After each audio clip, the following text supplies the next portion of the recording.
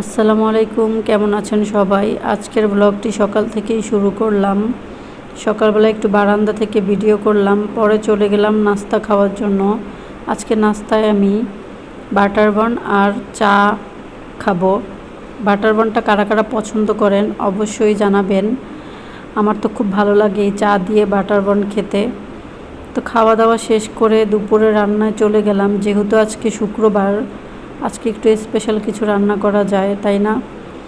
তো এই যে চিন্তা করে নিলাম আজকে কি রান্না করব। পরে ভাবলাম যে একটু তেহারি রান্না করি, আর এই জীবনের প্রথম আমি তেহারি রান্না করতেছি। তো আমার রান্নার রেসিপিটা কেমন হয়েছে অবশ্যই বলবেন। তো এই যে আমি রান্না শুরু করে দিলাম। আগেই আমি টক দই দিয়ে মুরগিটা রেখে দিয়েছিলাম, তারপর পেঁয়াজটা একটু ভাজা ভাজা হয়েছে, তারপরে দিয়ে দিলাম মুরগিটা। তো এখন কিছুক্ষণ নাড়াচাড়া দিয়ে এটাকে ভালো করে ভাজা ভাজা করে মুরগি থেকে পানিটা শুকিয়ে ফেলবো। আস্তে আস্তে সব মশলা দিব আর কি, যেমনি তেহারি রান্না। এটা আমার আম্মুর থেকে এই রান্নাটা আমি শিখেছিলাম। আসলে এখন ইউটিউবেও অনেক সুন্দর সুন্দর রান্নার রেসিপি পাওয়া যায়। আমি আমার আম্মুরটাই ট্রাই করলাম, ফার্স্ট টাইম যেহেতু করছি। আম্মু রান্না করতো আর আমি দাঁড়িয়ে দাঁড়িয়ে দেখতাম আম্মু কীভাবে রান্না করে। তো এই যে এই মশলাটা ঘরেই বানিয়েছিলাম, আম্মু যেভাবে বানাতো সেভাবেই বানিয়েছি। তো আমার ভিডিওটি যদি ভালো লেগে থাকে আপনারা কিন্তু অবশ্যই আমার চ্যানেলটাকে সাবস্ক্রাইব করে দিবেন আর আমার পাশে থাকবেন, লাইক কমেন্ট শেয়ার করবেন।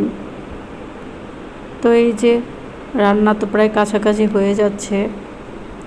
আজকে শুক্রবারে আপনারা কে কী দিয়ে খাবার খেলেন অবশ্যই কমেন্ট করে জানাবেন।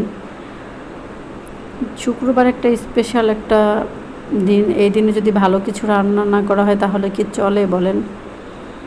তো যেহেতু প্রথম এই রান্নাটা আমি করতেছিলাম, আমার একটু ভয় ভয় লাগছিল যে রান্নাটা কি মজা হবে নাকি হবে না। আমি অনেক টেনশনে পড়ে গিয়েছিলাম। পরে অবশেষে দেখলাম না, প্রথম অবস্থা অনুযায়ী খুব ভালোই রান্না করেছি আমি।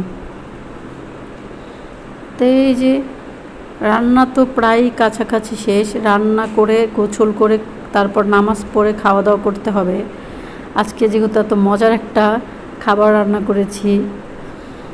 তো কারা কারা তেহারি লাভার? আমারও খুব তেহারি পছন্দ। তো এই যে আমার রান্না তো দেখতেছেন আপনারা সবাই যে পুরোপুরি শেষ। তো রান্না শেষ করেই চলে গেলাম আমি গোসল করতে।